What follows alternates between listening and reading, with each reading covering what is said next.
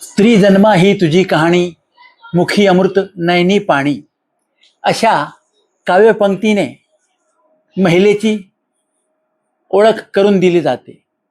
महिला आज सर्वच क्षेत्रात आघाडीवर आहे.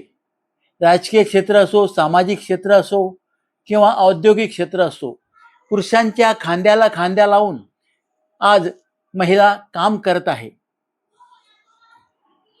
महिलांचे जगणे हे खऱ्या अर्थानं जगणेच म्हणावे लागेल.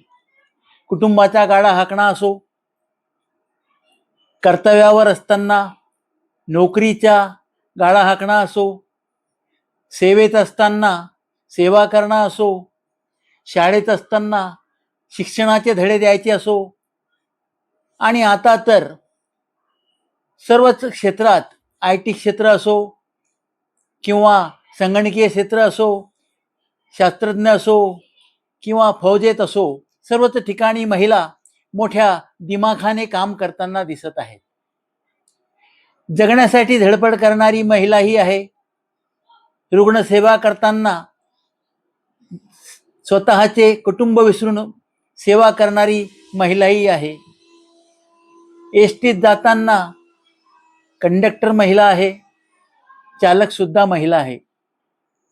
रिक्षा सुद्धा महिला चालवते, विमान सुद्धा महिला चालवते. हीच आहे